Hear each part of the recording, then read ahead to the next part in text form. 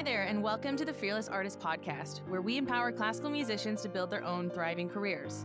I'm your host, Lynne, and together with Deanna Petre, we teach artists to conquer the entrepreneurial side of their careers and create the futures they want. We are two freelance classical musicians who have lived and worked in Europe for a decade, and together we started the Fearless Artist Mastermind, a coaching company created to teach classical musicians how to overcome fear and take action on building their dream careers. In each episode, we will explore the intersection of artistry and entrepreneurship, teaching you the fearless mindset with practical steps and strategies to build a sustainable career. Get ready to build your own artistic brand, find a supportive community of musicians so that you don't have to figure out everything alone, and earn a living that you deserve. We believe that you can be a thriving artist and not a starving one, and we are redefining what it means to be a classical musician in the modern era.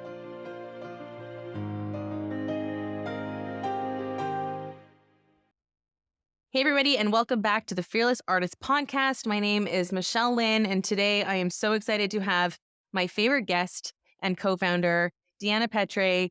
She is the other mastermind behind the Fearless Artist, and together we have built this company over the last 4 years. So Deanna, so happy to have you with me today. Thanks for being here. Thanks so much.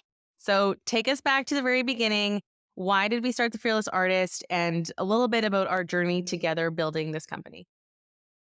Absolutely. So just as a backstory, Michelle and I both separately had moved to Europe 10 years ago, and we were learning different languages, different cultures, figuring out daily life. And on top of it, trying to figure out how to be a freelance musician and create your career and have opportunities. We felt so isolated in this experience that we didn't have like the tools, the knowledge, the business skills, the business mindset to know how to take on and create our own careers really effectively. We feel like school didn't teach us these skills.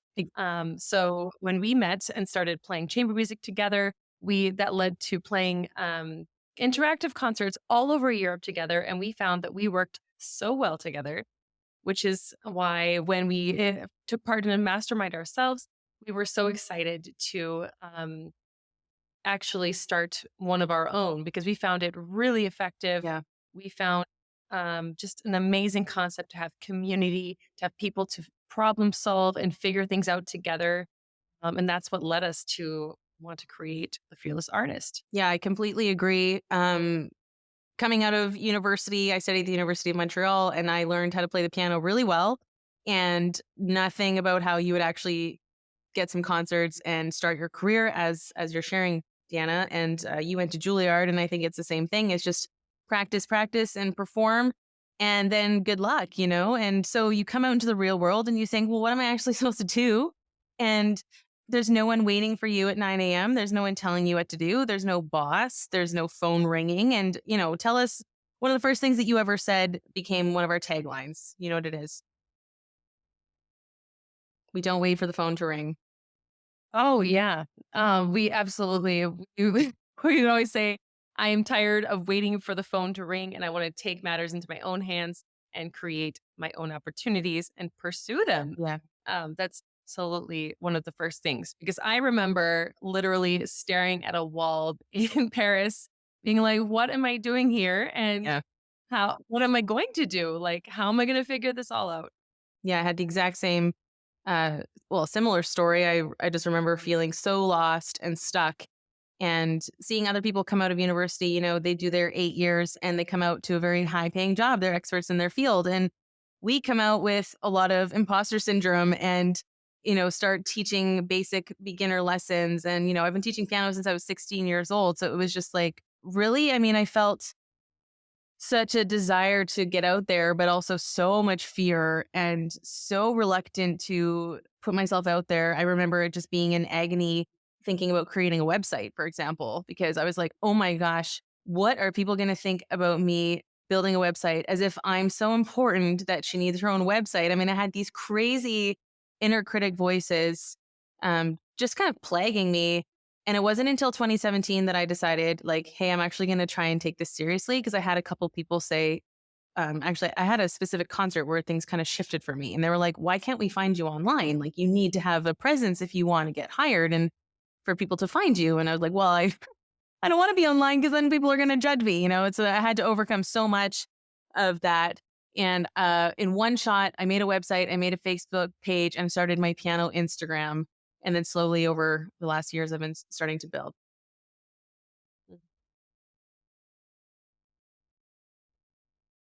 And for me, it was, once I had the gigs coming in, I was getting called for things, different projects, orchestra, recording projects, chamber music. I still had this sensation that I am waiting for others to reach out to me. And I had a bit of the sensation of being replaceable. Okay, we need you to come tomorrow. Okay, are you free for this gig? So I felt this kind of the monotony of just waiting for that phone to ring. And that's when I was like, okay, I know that there's more that we can do. I had always had this entrepreneurial spark in me that I really wanted to create something of my own. So I was so passionate about creating this mastermind program for others. Yeah. And also, we started to learn how to create our own opportunities in our careers. Like you already said, we were doing a lot of outreach concerts in Paris. And then we started traveling Europe, doing them through the Juilliard alumni program. And that was really like us putting in the work. We were writing the emails, we were writing the pitches, we were reaching out. We tried to get schools in different cities to hire us. We put together a portfolio. Like we were learning all of these things about taking initiative. And more as we started talking to our fellow colleagues, we were hearing so many stories. Like we never learned anything about business.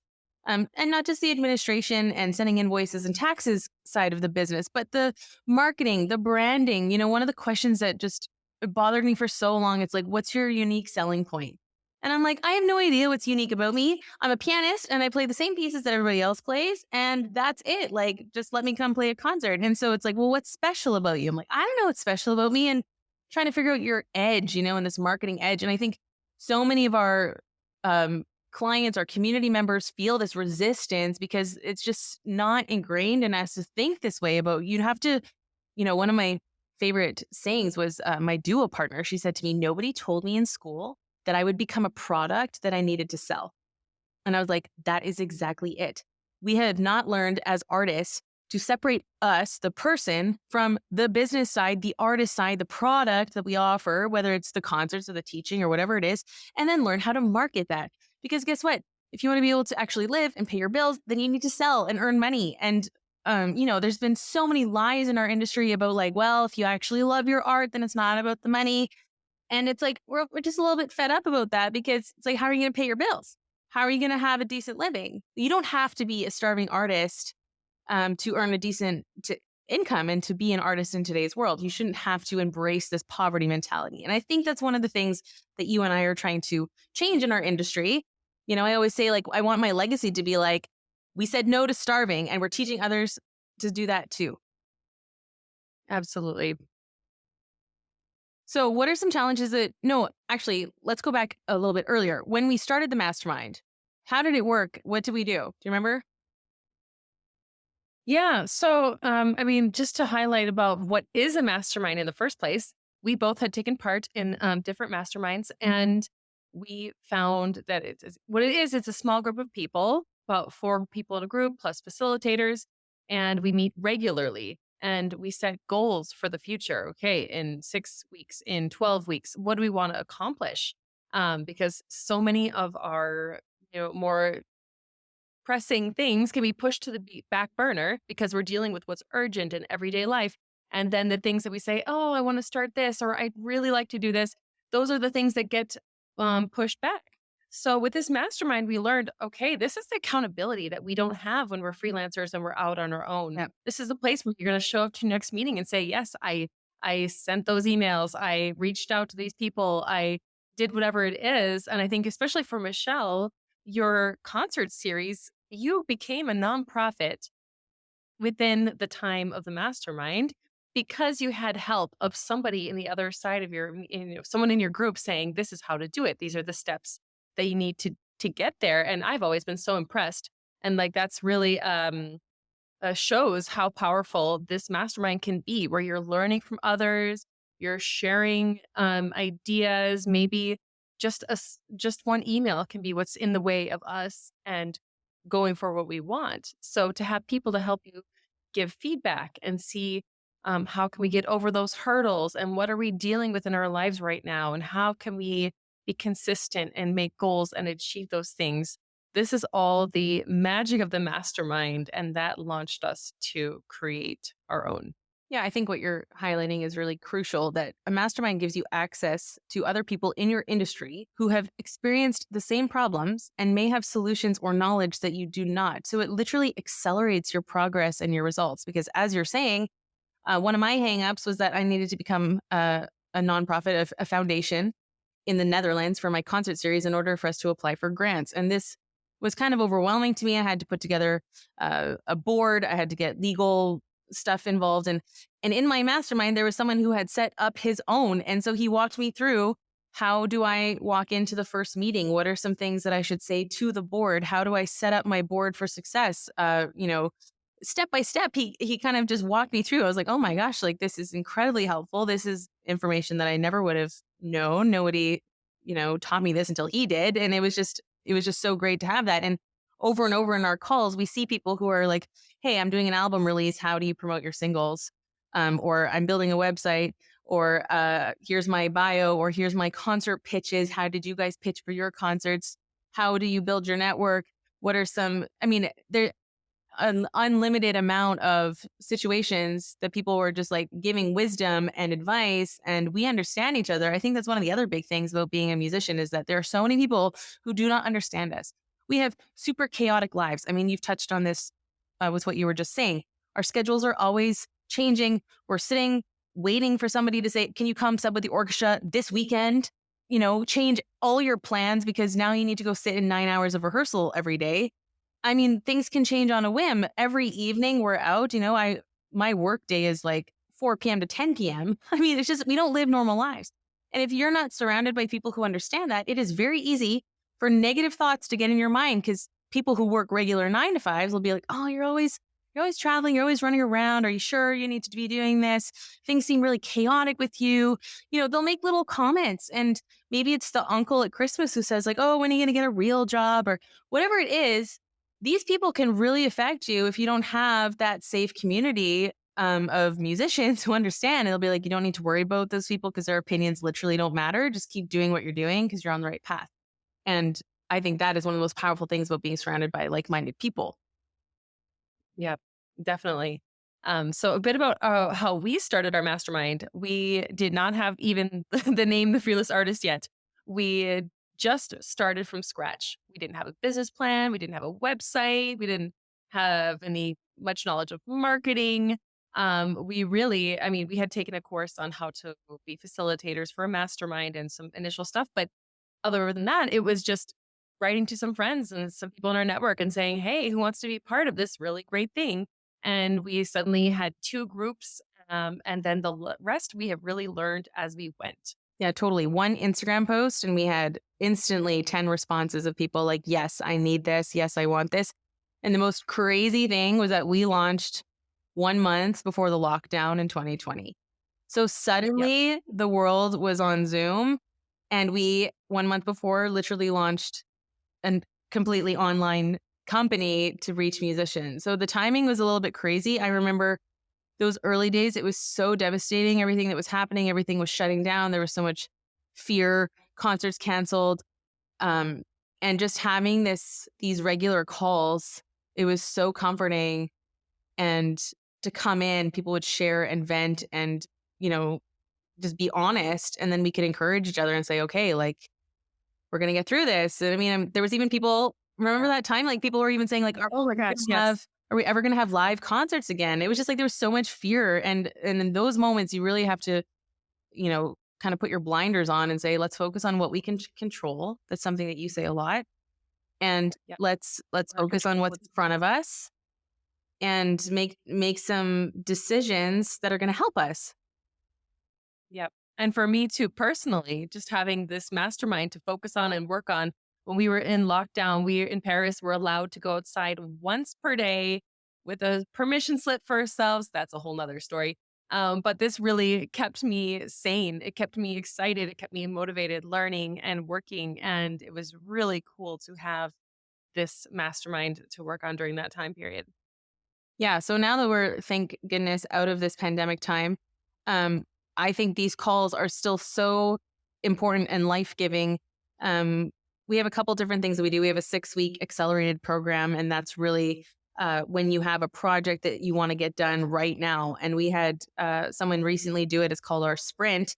And he said, I'm pretty good at holding myself accountable. And I couldn't believe how much knowing that I was part of a group spurred me to work even further, faster, more efficiently, because I knew that I was going to be accountable to someone that week and have to show up and be like, this is what I worked on. And like, it just really helps you get all of your excuses out of the way. I think that's what something like this does. It really Yeah, clarifies, first of all, what do you want? And second of all, what do you need to do to get that? And it just removes all of the excuses, because actually I think most of the reasons why we don't do things can ultimately trickle down to fear of not being good enough, fear of being judged, fear of what you're going to look like when you put yourself out there. Um, because, building a website is something that you can learn and do. So if you're struggling to do that, it's most likely what we've seen is that you're more worried about what people are going to think of your headshots or when they read your bio, not can you actually, buy a website and build it yourself. exactly. It's all these levels of resistance that are building up and building up. And then to have this group to come to and say, okay, well, I got to get it done by next week. No excuses. We're going to make sure that that happens.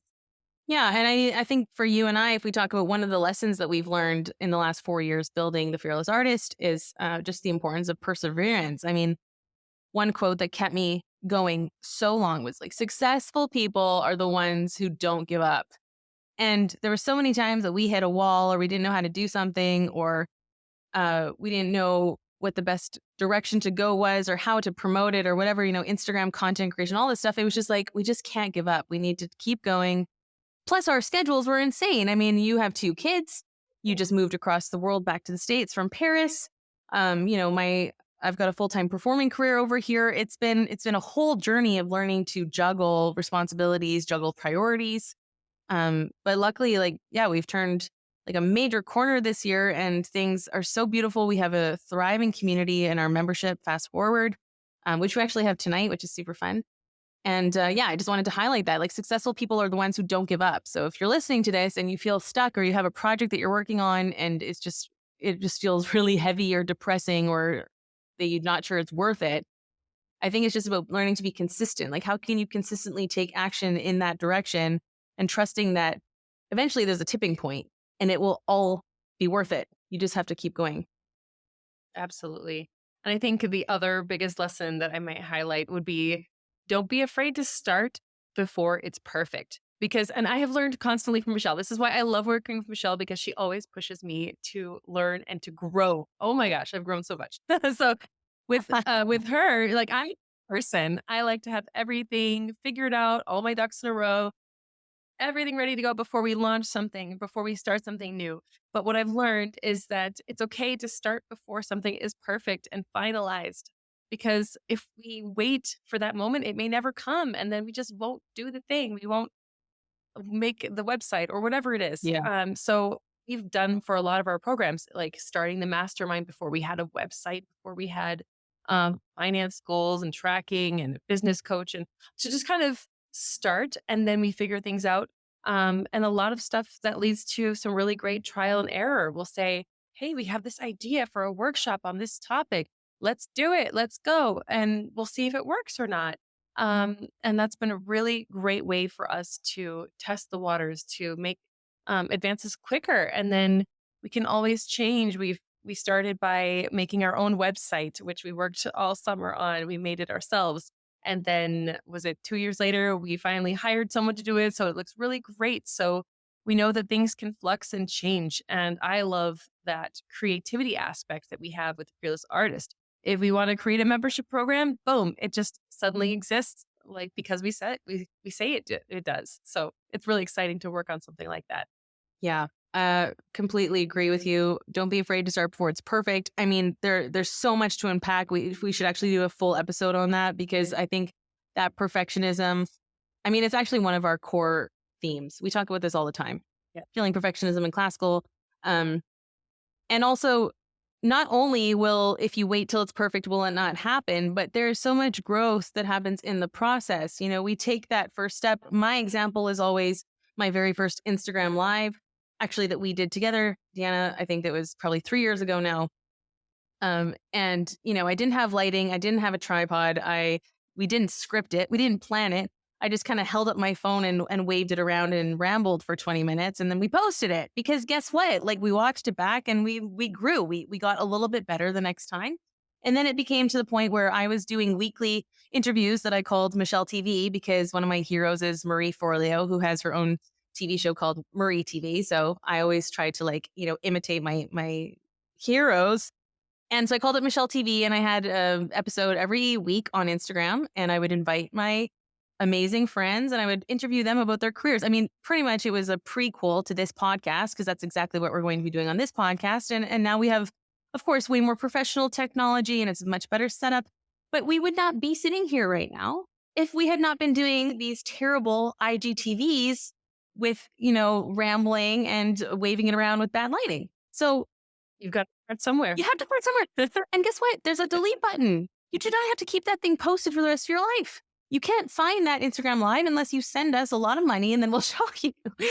like you don't have to show your process forever. You just have to show it long enough until you can get to the next step. It's like stepping stones, right? So this is something that we talk about a lot with our clients when they're so afraid to post their playing. Because I'm like, look, there is no loss here. People, you're going to post yourself, which means that you have to record yourself, which means that you're listening back, which means you're going to improve. And then by posting it, you're showing yourself to the world. You're sharing your brand. You're letting people know that you're out there, you're active, you're working. Otherwise, everybody uses Instagram as a highlight reel, and it's a little bit fake. Absolutely. And comes up in our membership too. We talk about this a lot about, we are often just afraid to take the first step. It's just taking that first step and then you get things going.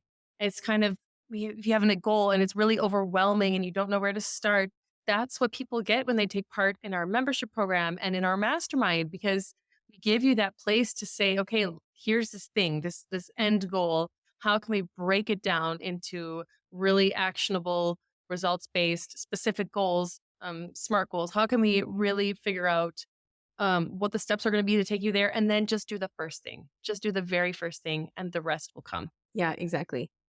Speaking of our membership, we are going to go hang out with our members right now. So I want to thank you, Deanna, for sharing your experience, your wisdom. I mean, thank you for being the best co-facilitator. I mean, what I love about Deanna is that she's really just such a gracious, gentle, compassionate facilitator where, it's the perfect complement to my no nonsense. Let's get past the excuses. She's much more like, oh, like, how are you feeling? And let's see what's going on. And how can we, gently help you? And I'm like, let's go, people. So, Yep, that work well together. Yes. yeah, it's a joy to work with you, obviously. Thanks everybody for listening. And we're looking forward to seeing you in the future episodes. If you have a suggestion for a guest artist that you'd like to see, then feel free to send that to us. Don't forget to follow us on Instagram, the Fearless Artist Mastermind. Deanna, thanks for being here. Thank you. Be fearless. See you next time. Be fearless. Thank you for listening to the Fearless Artist Podcast. If you found today's episode inspiring, hit that subscribe button and don't forget to share this podcast with a friend. To join our membership or one of our coaching programs, visit our website at thefearlessartistmastermind.com. This episode was produced by Pokey Huang at phMediaStudios in New York City. We're Deanna and Michelle, encouraging you to create your own opportunities and to go after what you want. You have what it takes to build the career of your dreams. Until next time, be fearless.